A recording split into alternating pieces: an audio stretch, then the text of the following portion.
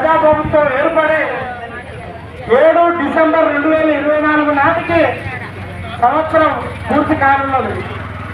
మరి 7 డిసెంబర్ 2023 నాడు హైదరాబాద్లోని ఎల్బీ స్టేడియంలో ప్రమాణ స్వీకారం చేశారు.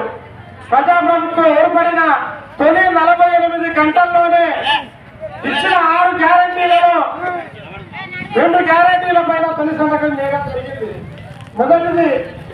మొదటిది మరి ఆర్టీసీ బస్ అయినా ఎక్స్ప్రెస్ అయినా మహిళా తల్లులకు ఫ్రీ బస్సులు ఒకటి.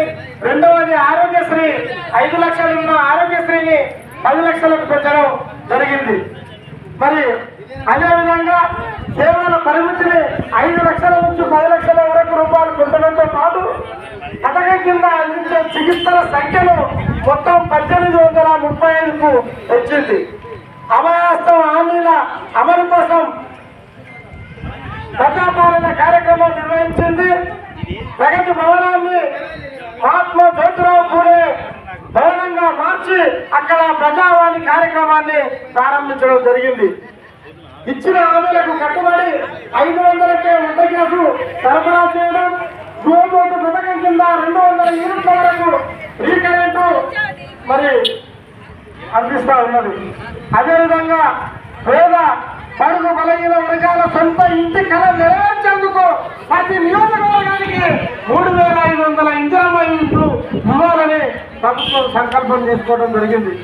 అదేవిధంగా మరి గౌరవ ఉప ముఖ్యమంత్రి మల్లు భట్టి విక్రమార్క గారు రాష్ట్ర శాసనసభలో రాష్ట్ర ఆర్థిక పరిస్థితులపైన విద్యుత్ రంగం పైన శ్వేతపత్రాలు సమర్పించడం జరిగింది.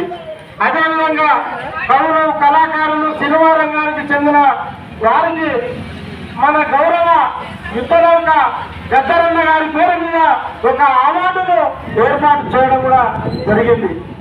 అదేవిధంగా మరి స్విట్జర్లాండ్లో దావోస్ నగరంలో జరిగిన ప్రపంచ ఆర్థిక సదస్సులో తొలిసారిగా ముఖ్యమంత్రి పాల్గొని మరి సుమారు 40,000 కోట్ల పెట్టుబడులకు సంబంధించిన ఒప్పందాలు ముఖ్యమంత్రి గారు కుదుర్చుకోవడం జరిగింది.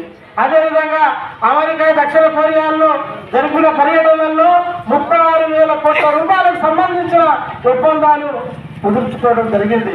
ఇదంతా ఈ రాష్ట్ర అభివృద్ధిని, రాష్ట్ర భవిష్యత్తును, మరి రాష్ట్ర రైతాంగాన్ని, రాష్ట్ర మహిళల్ని అందరినీ దృష్టిలో పెట్టుకొని అన్ని వర్గాల ప్రజల్ని అభివృద్ధిలోకి తీసుకొచ్చేందుకు చేస్తున్న ప్రయాణ మరి